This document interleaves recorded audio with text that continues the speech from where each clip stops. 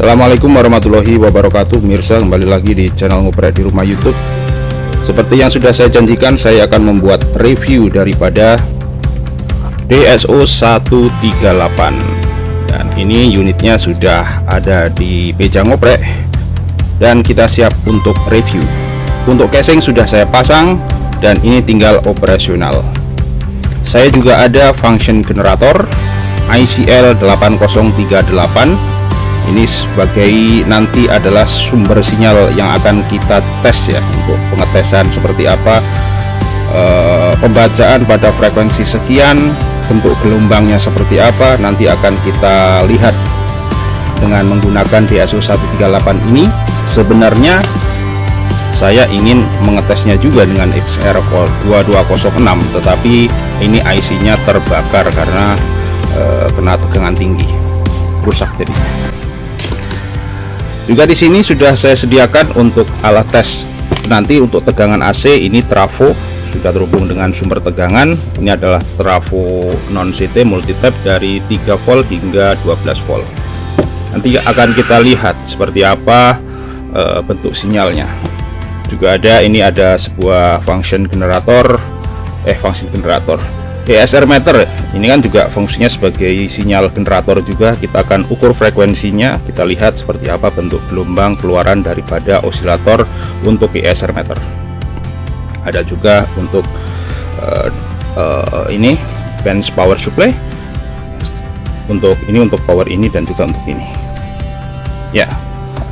Langsung saja kita menuju ke review dari DSO 138 dan juga cara penggunaannya menurut versi dari channel Ngoprek di Rumah YouTube.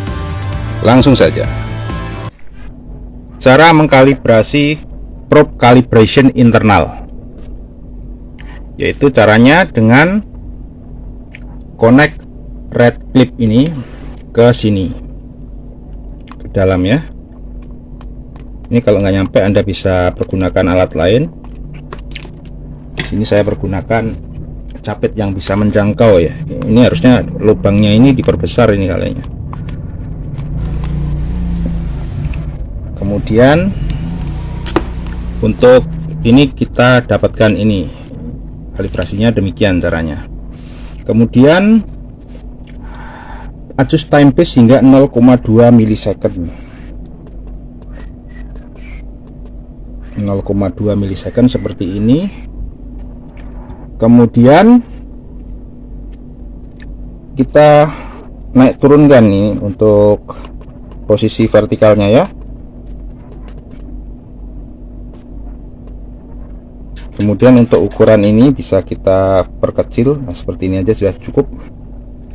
Nah ini perlu diperhatikan, ini menurut manual seperti ini nih, dari gambar kotak yang terlihat di sini. Ini di ujung sini ini nggak boleh ada, ini harus kotak pas ya, harus kotak pas. Kalau ini ada kayak kerucut begitu berarti kebanyakan. Ini Anda harus atur-atur dari ini nih, dari trimmer kapasitor yang ada di dalam, tentunya harus dibuka. Tapi ini udah tepat, seperti ini udah tepat, dari sananya juga sudah tepat seperti ini. Ini berarti kita bisa sekarang melihat gelombang kilohertz pada frekuensi 1 kilohertz 1000 Hz seperti ini. Terbaca ini di sini kali 1, berarti pada kali 1 1 volt. Ini terbacanya peak to peaknya adalah 3,2 volt. 3,2 volt ini 3 1 2 3 3,2 3 volt. Kemudian VRMS nya adalah 2,37 gitu. Ini seperti ini udah pas. Anda bisa geser-geser posisi ini dengan menggunakan horizontal ya. Caranya pilih ini horizontal nih, terpilih di sini. Kemudian placement kita akan atur nih, maka untuk sinyal yang kita lihat akan bergeser dari kiri ke kanan, kanan kiri. Ini bisa kita gunakan untuk menempatkan agar bisa ke tengah seperti ini. Ya, jelas ya. Seperti ini. Kemudian ini nih dari user manual ya. VPOS alignment, vertical position alignment, penempatan posisi vertikal. Untuk memperbaiki ketidakcocokan mismatch antara trace 0 volt dan vertical position indicator, maka Anda harus mengkopling ini CPL ke ground position, kemudian pencet sel agar membuat vertical position indicator terpilih. Pencet OK hingga agak lama 2 second, dan Anda akan lihat maka 0 volt akan teralin ke 0 volt trace jika Anda melepaskan OK. Jika Anda melihat ada bekas sinyalnya, ada sisa sinyal mismatch pada sensitivitas tertinggi, nah ini adalah normal. Coba kita praktekkan alignment untuk posisi VPOS. Jadi kemudian ini pencet hingga ke 0 ke sini, kemudian ini ke ground, kemudian pencet OK yang lama. Nah ini udah teralin seperti ini. Kemudian kita bisa naik turunkan ya, ini naik turunkan, hingga turunkan, naikkan, turunkan. Ini kita posisikan ke tengah dari kotak, tengah dari layar ya, seperti ini. Nah jelas ya. Restore factory default, hold down plus main button simultaneously for 2 seconds. Ini akan restore factory default. Caranya ini untuk dipencet 2, ini yang lama ya, ini harus agak, ini 2, ini pencet 2 second. Belum, posisinya dulu dong.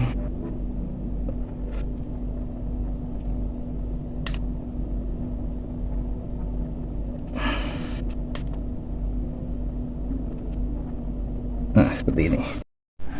Nah pemirsa, dalam paket DSO 138 ini tentunya kita dapat kardus ya. Ada kardus seperti ini sebelumnya, ada bubble wrapnya juga, dan juga ada 2 buah user manual ini.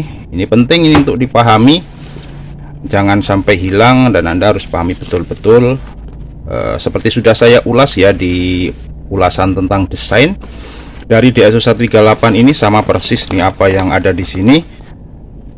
Jadi ini adalah bentuk dari kertasnya ya. Nah ini bisa dilihat-lihat, bisa kita gunakan langsung untuk mencari sebuah catatan yang kita perlukan jika kita mengalami masalah. Ini juga berupa, ini ada skemanya. Nah, ini display dan kontrol. Nah sudah saya jelaskan di pembahasan DSO 138 dengan desain ya, di video satunya ya. Nah, kemudian kita akan praktekkan ini penggunaan secara praktis dan realnya seperti apa. Jadi ini untuk unitnya, ini sudah siap tempur ya. Jadi kita tinggal menggunakannya. Ini saya paskan dulu agar bisa dilihat dengan jelas seperti apa displaynya.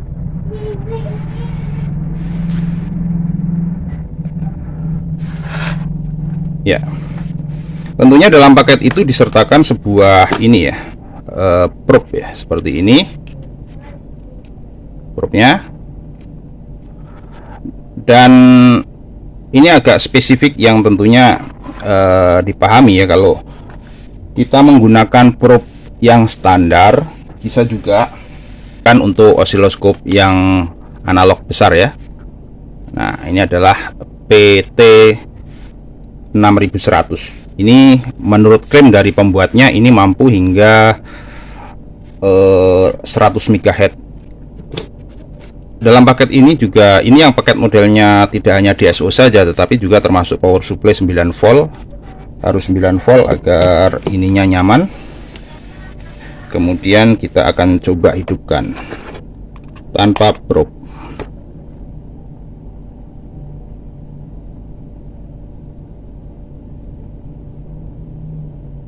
Nah, ini nyalanya seperti ini ya. Jadi seperti yang sudah dijelaskan di ini, di manual, untuk switch CPL ini kopling ya, ini adalah DC, AC, kemudian ground. Ground ini fungsinya untuk mengkoppel input dengan ground sehingga sinyalnya tidak akan tampak. AC DC ini menentukan bentuk dari sinyal yang akan kita ukur. Hasil yang didapatkan dari pengukuran DC atau AC itu beda ya, ada sedikit beda gitu di layar, tapi lebih spesifiknya Anda bisa baca-baca lebih ini ya, detail ya. Kemudian di sini ada sensitivity, alias ini volt per divisionnya di sini ya, volt per divisionnya di sini. Kemudian di sini ada untuk switch 2, sen 2 itu ada kali 1, kali 2, kali 5. Berarti kalau misalkan kita fungsikan di sini, ini di sen 1 ini ada 1 volt, 0,1 volt alias 100 mV dan 10 mV. 10 mV tentunya sensitivitasnya pada 10 mV. Jadi kalau 10 mV ke 1 volt itu 1000 kali ya. Jadi di sini agar mudahnya kita pergunakan di sini 1 volt, agar kalau sinyal satu kotak ini 1 volt. Kemudian kalau dikalikan 1 berarti ya 1 kali 1 volt, tetap 1 volt. Kalau kalikan 2 berarti satu kotak 20 volt. Kalau dikalikan 5 berarti 5 volt satu kotak. Begitu. Baiklah pemirsa, sekarang kita akan memperagakan bagaimana cara mengukur tegangan DC dari sebuah baterai 9 volt. Kita coba tes dulu berapa volt sih baterai ini. Ya, terbaca 9,7 ya. 9,7 volt. Masih penuh berarti. Kemudian di sini sudah ada displaynya seperti ini. Untuk posisi selektor ada di posisi DC, untuk koplingnya di DC, untuk volt per division ada di 1 volt, kemudian untuk perkalian dikali 5 berarti 5 volt setiap kotak. 5 volt setiap kotak. Jadi ini harusnya terbaca dari posisi ini, garis tengah kotak ini seperti ini harusnya terbaca, ini nanti terbaca di sini ya. Nih, di sini ini kan satu kotaknya 5 volt, berarti dua kotak 10 volt dong. Nah berarti kita tinggal perkirakan 9,7 berarti dua kotak itu kurang dikit gitu ya. Kita ukur. Nah, benar kan ya, naik ya. Nah, ini posisi mengukur dari posisi garis tengah itu kan kurang dikit ya, 9,7 ya, karena presisi daripada alat ukur seperti ini ya memang seperti ini gitu kan. Kita tidak bisa mengukur secara presisi banget seperti kita mengukur dengan voltmeter. Jadi kalaupun kita anggap bahwa sebuah DSO ataupun osiloskop semuanya adalah voltmeter, tetapi dengan keterbatasan kita tidak bisa mengukur secara presisi, secara angka ya. Jadi kita hanya bisa mendekati saja. Tuh, kok DSO saya ini nggak ada angka tulisan readingnya ya. Readout itu bisa kita matikan hidupkan dari caranya begini. Cara menampilkan kan, kalau semua orang itu pasti untuk angkanya itu ada kelihatan di sini ya. Nah, ini tadi saya sembunyikan nih, caranya gampang sekali dan Anda harus ingat. Ini posisi selektor ini kita posisikan di time base. Nah, posisikan time base seperti ini ya. Ini saya pilih ini. Misalkan posisinya ini sekarang seperti ini. Ini berarti sekarang horizontal. Ini kita pindahkan ke time base. Nah, ini time base, kemudian pencet OK yang 2 detik. Pencet OK 2 detik. Nah, Kan muncul ya tulisannya. Namun tulisan ini kadang mengganggu kita, jadi tulisan ini bisa kita opsional ya, bisa kita sembunyikan. Nah, seperti ini. Baiklah, anggaplah kita menggunakan osiloskop yang murni gitu ya, osiloskop jadul gitu ya. Kemudian di sini kita ada tegangan AC.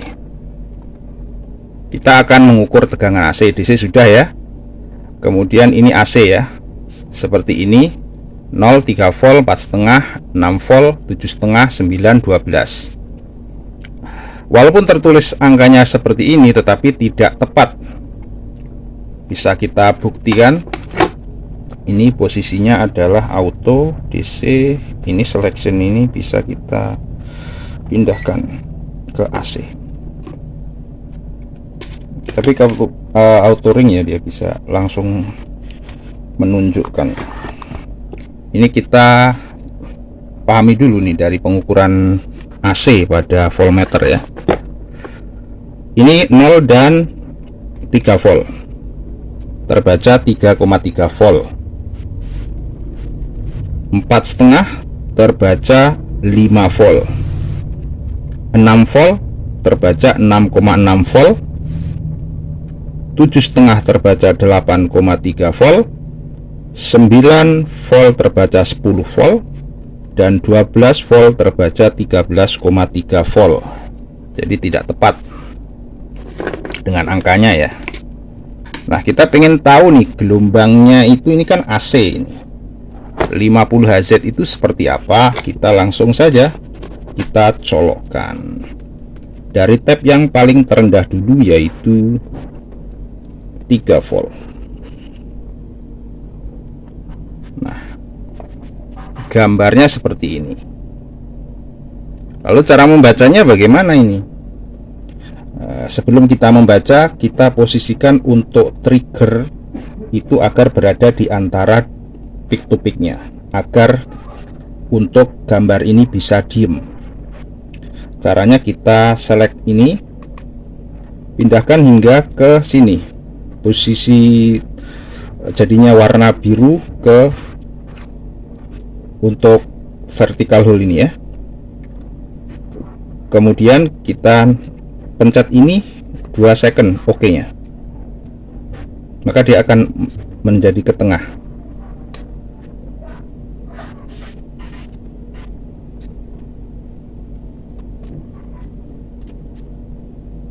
Nah, sudah tengah, tapi sekarang posisinya ke hole ya.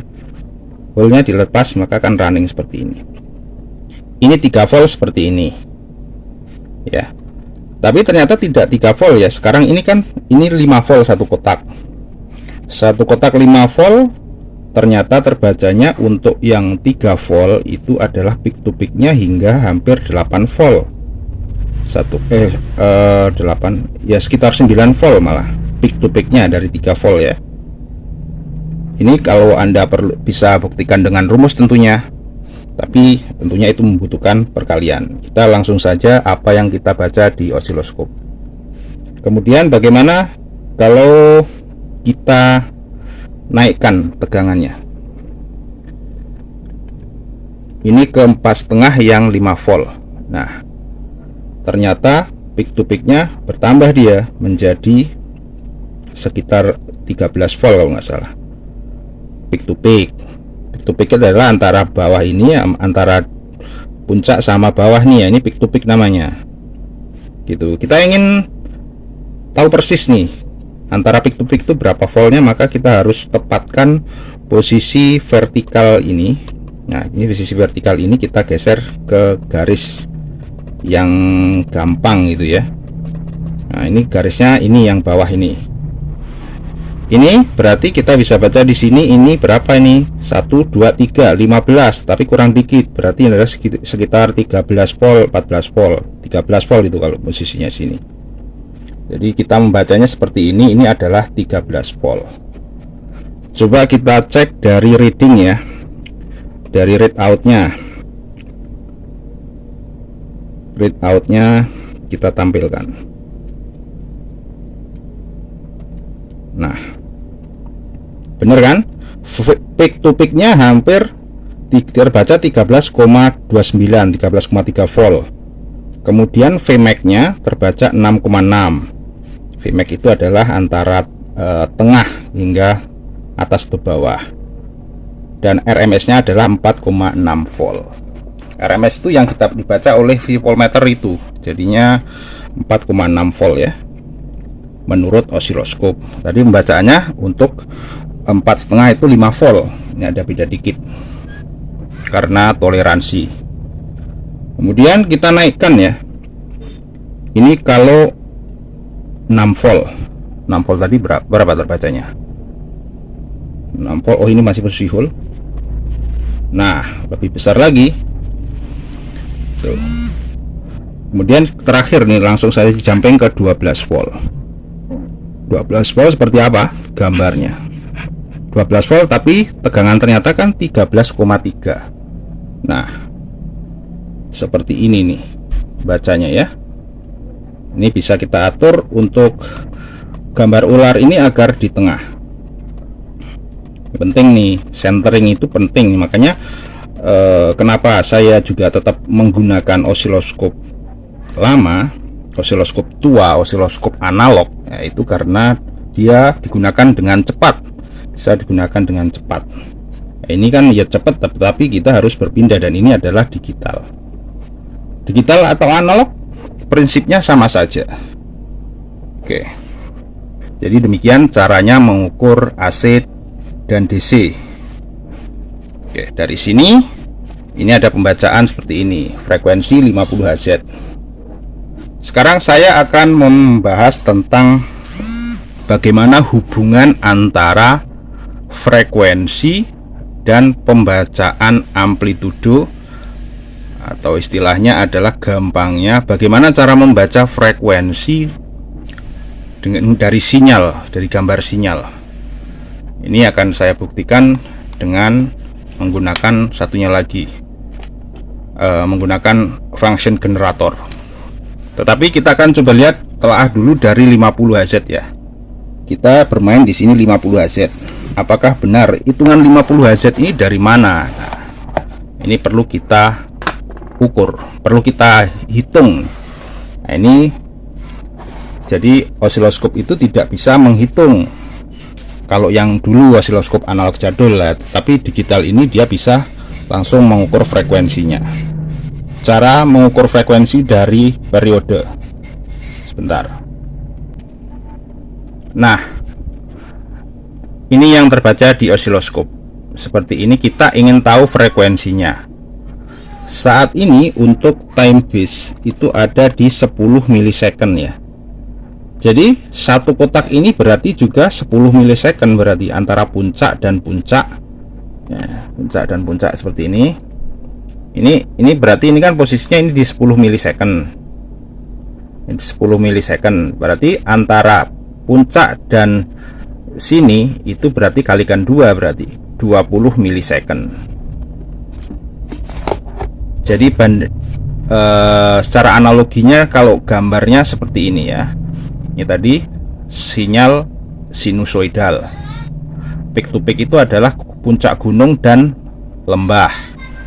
Nah, T daripada periode itu adalah jarak antara ini dan ini, berarti ini satu periode ya. Kalau 2 kali ini berarti 2 kali periode. Jadi satu kotak itu adalah 10 milisecond, 2 kotak berarti 20 milisecond. Rumusnya adalah frekuensi sama dengan 1 dibagi periodenya. Jadi F sama dengan 1 per T. F sama dengan 1 per T. Jadi kita ingin tahu F sama dengan 1 dibagi T nya adalah 20 milisecond ya. Jadi F sama dengan 1 per 20 milisecond itu 0,02 detik second. Ini harus dikonversi dari milisecond ke second. Nah, ini baru kita bisa hitung nih. Kemudian kita akan hitung nih. Sederhana saja, ya sudah, bagi saja. 1 dibagi 0,02 sama dengan 50 Hz. Benar kan? F sama dengan 50 Hz. Jadi demikian. Dari mana asalnya pengukuran frekuensi yang ada di sini? Nah, yang ada di sini ya.